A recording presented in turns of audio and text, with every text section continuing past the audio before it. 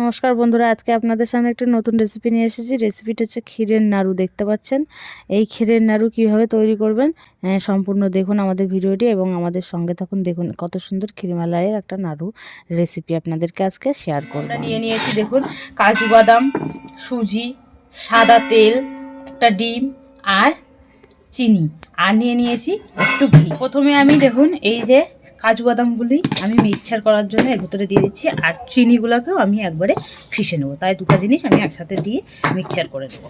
আমরা হচ্ছে চিনিটা মিক্সড করে নিয়েছি, চিনি আর কাজু বাদাম। দেখতে পাচ্ছ ডিম, এই যে ডিমটাকে এবার ফাটিয়ে নেবো। ফাটিয়ে নিচ্ছি। ডিমের মধ্যে আমরা দিয়ে দিচ্ছি সাদা তেল, সামান্য পরিমাণে একটু লবণ দিয়ে দেবেন। এটাকে আমরা ভালো করে মিশিয়ে নেব।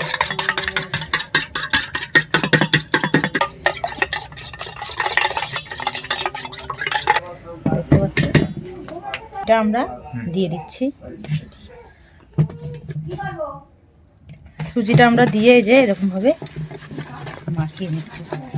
মাখিয়ে নেবেন এরকম ভাবে, দেখতে পাচ্ছেন এইভাবে মাখিয়ে নেবেন। এইভাবে সুজিটা মাখিয়ে নেওয়ার পর এই যে চিনি পেস্ট করে রেখেছি এই পেস্টটা আমরা দিয়ে দিচ্ছি।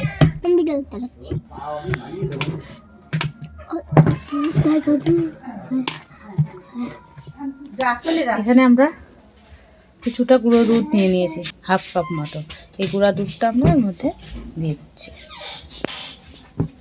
গুঁড়ো দুধ দিয়ে আমরা মাখিয়ে নিব। মাখিয়ে নেওয়ার পর ভালো করে 5 মিনিট ঢেকে রেখে দেবো। 5 মিনিট ঢেকে রেখে দেওয়ার পর এটাকে আমরা নাড়ুর মতো করে তৈরি করে দেবো। আর এটা ভালো করে মাখাতে হবে। ভালো করে না মাখালে পরে এটা দলা ধরে যাবে, দলা ধরলে পরে হবে না নাড়ু। দেখুন একটা একটা করে নাড়ু বানিয়ে নিচ্ছি আমরা।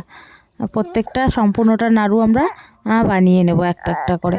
যদি হাতে সামান্য লেগে যায় হালকা করে ঘি দিয়ে নেবেন, তাহলে আর হাতে লাগবে না।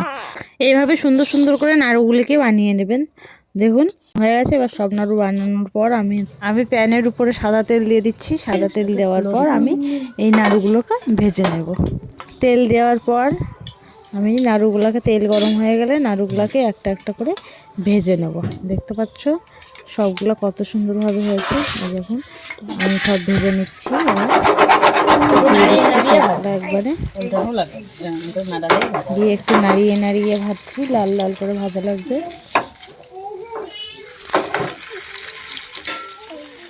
এগুলোকে আমরা লাল লাল করে ভাজা করে দেখতে পাচ্ছ নাড়িয়ে নাড়িয়ে আমি লাল লাল করে ভাজা করছি। আস্তে আস্তে ধীরে ধীরে হবে।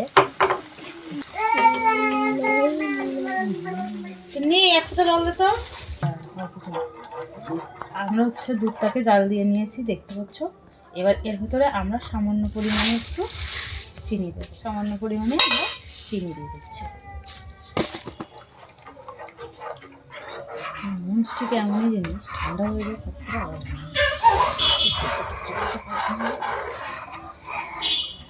চোখ থেকে চাদর বলতেছি। এবার এগুলাকে আমরা এর ভেতরে দিয়ে দেবো।